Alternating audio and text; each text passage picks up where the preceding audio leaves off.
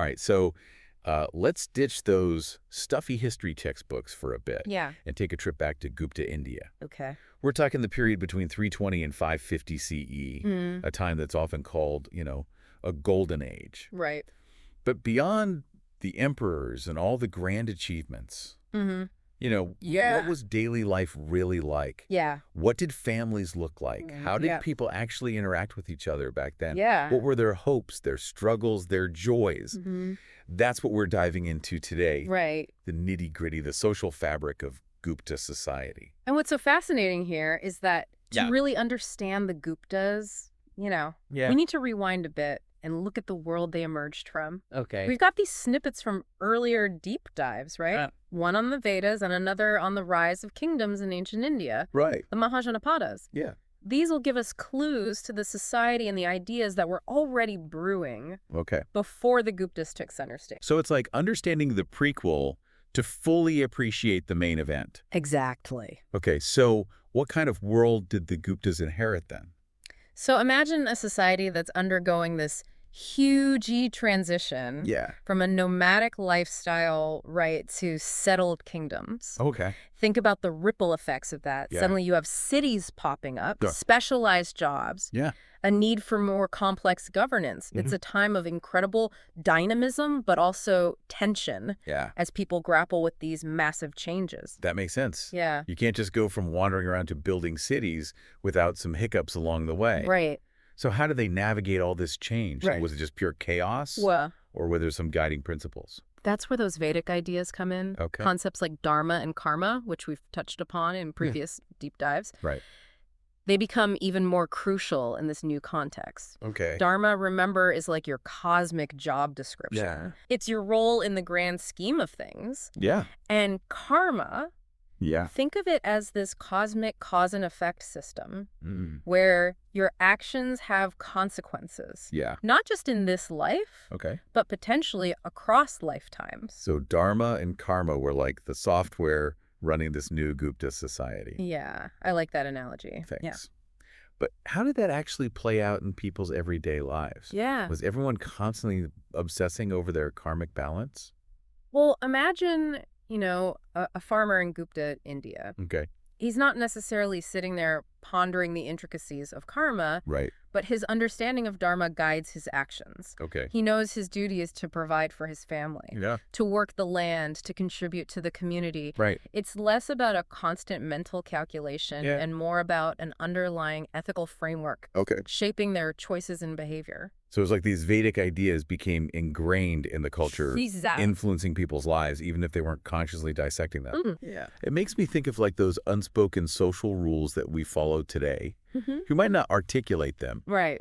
but they definitely guide how we interact with each other. Totally. Yeah. And within this framework of Dharma and Karma, Okay. you have the caste system playing a significant role. Okay. This was this hierarchical social structure, right? Yeah. That determined your occupation, Mm-hmm. your social standing, Right. even who you could marry.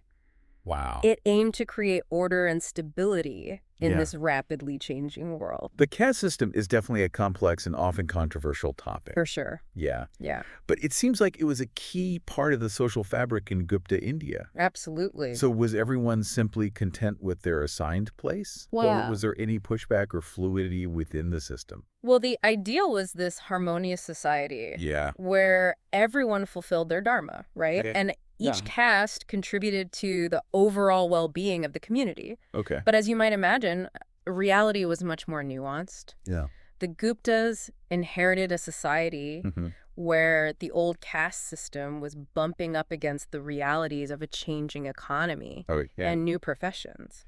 So it wasn't as rigid or straightforward as it might seem at first glance. Right. It makes me think of our own modern societies. Yeah.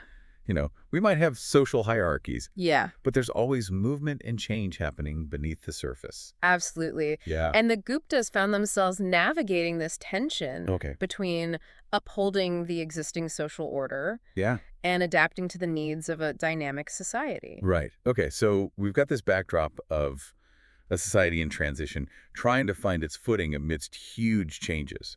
But let's zoom in a bit. Okay, What did daily life actually look like right. for the people living in Gupta, India? Okay. What did they eat? Okay. What did they wear? All right. What did they do for fun? Well, picture this. You're strolling through a bustling marketplace in a Gupta city. Okay. The air is filled with the aromas of spices, cardamom, cinnamon, and cloves, Whoa. all traded along those vibrant silk routes. Yeah. You see merchants hawking their wares, Okay. bolts of colorful cotton fabric, Right. intricately crafted jewelry, pottery, and tools. Mm-hmm. Farmers are bringing in their produce. Okay. Mounds of rice, wheat, lentils. Wow. Baskets overflowing with mangoes, pomegranates, dates. Okay, that's a sensory overload in the best way possible. Right. It's like I can almost smell those spices and hear the marketplace chatter. Yeah. So what would a typical Gupta meal consist of then? Right. Were they all about like lavish feasts, or was it more like simple everyday fare? It really depended on, your social standing and where you lived, of course. Of course. But generally, grains like rice, wheat, and barley were staples for everyone. Okay. Lentils, vegetables, and fruits were common too, Right. with some regional variations depending on what was locally available. Yeah, that makes sense. Dairy products like milk, yogurt, and ghee were also important, Okay. reflecting the high value placed on cattle. Yeah. In fact, we already see that early notion of the sacred cow emerging during this time. So maybe not a steak on the menu then.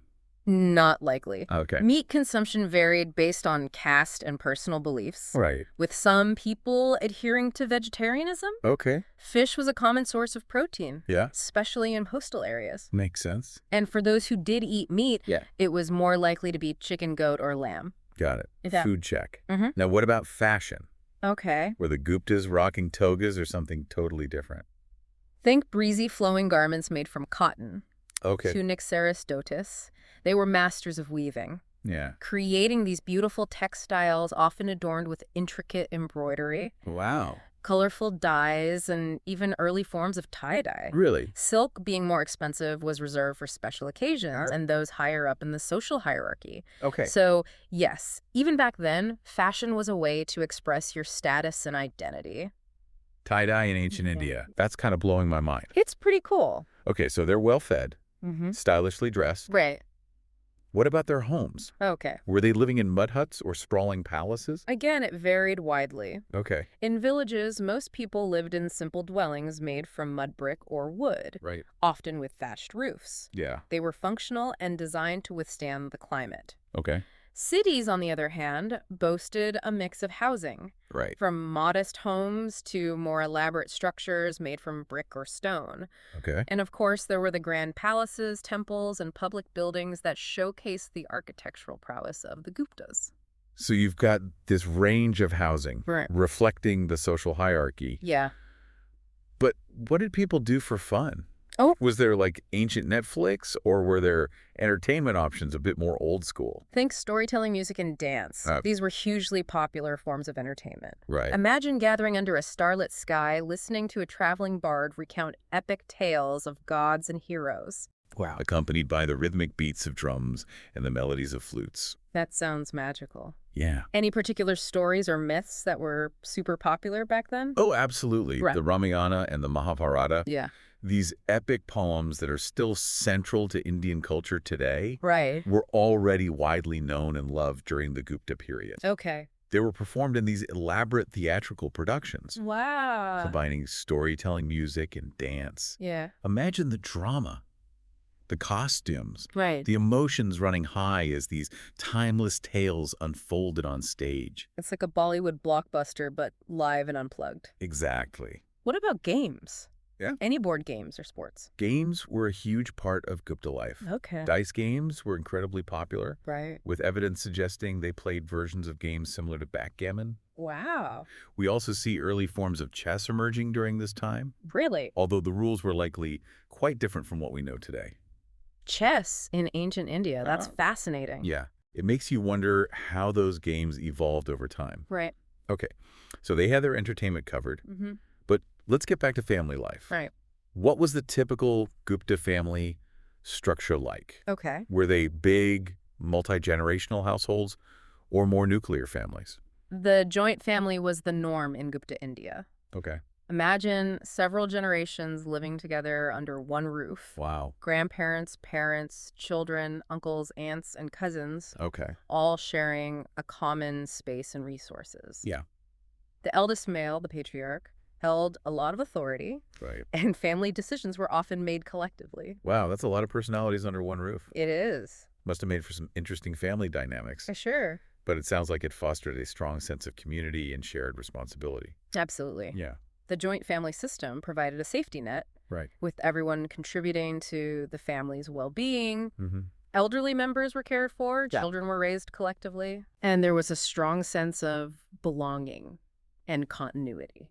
But was there any room for individual aspirations within this system? Well, Or was everyone just expected to conform to their designated role?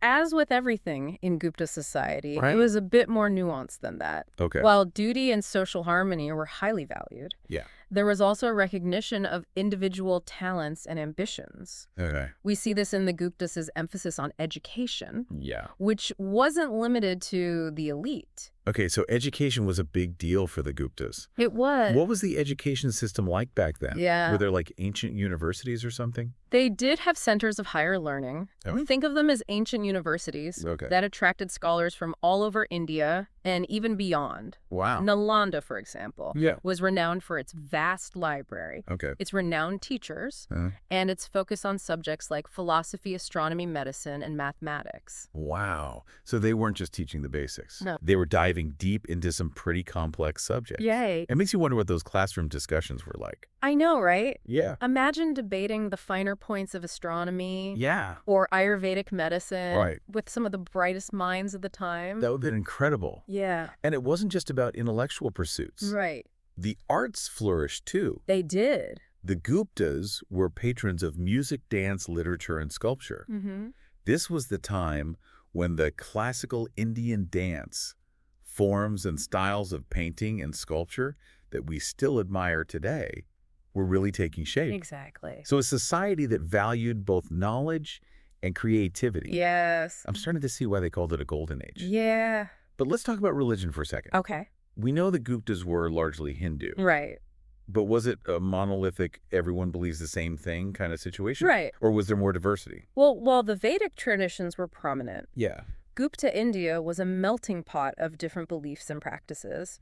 Buddhism and Jainism, which had emerged earlier, Right. continued to gain followers Yeah, okay. and influence society. Interesting. Imagine a spiritual landscape Yeah. where these different faiths coexisted, Mm-hmm. sometimes challenging each other's ideas, Okay. sometimes borrowing from each other, Yeah. creating this dynamic exchange that really enriched the religious tapestry of the time. So it wasn't just about sticking to the old ways. No. There was genuine openness to new ideas. Yeah, That's pretty remarkable for any period, let alone 1,500 years ago. it is. How did the Guptas themselves handle this religious diversity? Right. Were they tolerant, or did they try to enforce a single belief system? The Guptas were primarily Hindu rulers. Yeah. And they certainly did a lot to promote Hinduism, Okay. building grand temples and supporting religious institutions. Yeah, right. But what's fascinating is that they also displayed a remarkable tolerance towards other faiths. Okay. We see evidence of Buddhist monasteries and Jain temples flourishing alongside Hindu ones. So no religious persecution or forced conversions. Right. That speaks volumes about their approach to governance and social harmony. It does. Exactly. And this inclusiveness wasn't just a matter of policy. No. It seemed to have been a reflection of a broader societal ethos that valued diversity and intellectual debate. Yeah, I think so. We even see examples of a kind of cross-pollination between different religions, We do. with some Buddhist concepts and practices being absorbed into Hinduism and vice versa. Mm-hmm. It's like those best ideas often come from the collision of different perspectives. Exactly. So we've got this vibrant society, Mhm. bustling cities, diverse religious beliefs, a love of knowledge and the arts, a strong emphasis on family. Right.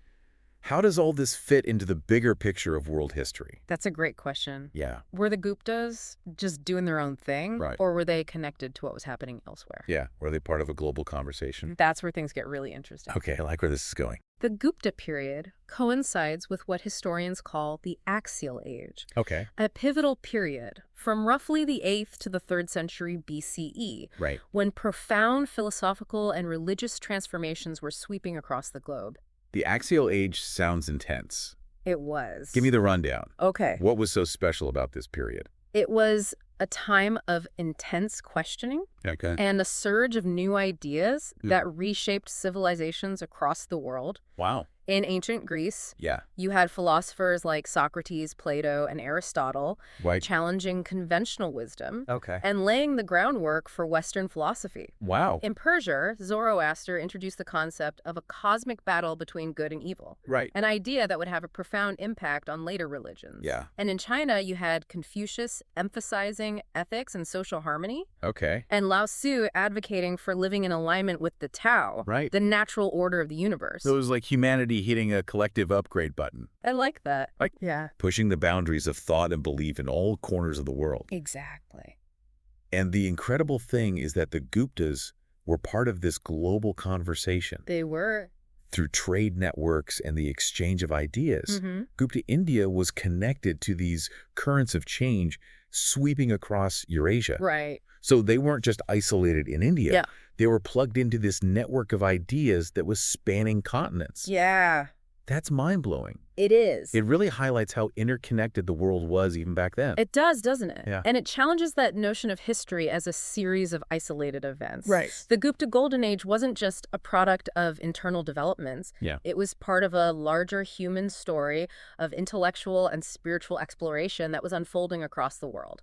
Okay, I'm officially hooked. Good. We've gone from Dharma and Karma to tie-dye and chess to the axial age and global connections. It's quite a journey. Yeah, it's amazing how much we can learn about a civilization by peeling back the layers and exploring those everyday details. I agree. It's been a fascinating deep dive. It has. Absolutely. And what's so exciting is that we've only just scratched the surface. Right. There's so much more to discover. Mm-hmm. The intricacies of their art, Yeah. their innovations in science and mathematics, the stories of the people who lived during this time. It's all out there waiting to be explored. It's like opening a door to a whole new world Yeah. and realizing there's this vast landscape waiting to be explored. Yeah, a great analogy. So for our listeners out there, the adventure doesn't end here. No, it doesn't. The Guptas left behind a legacy that continues to shape India today.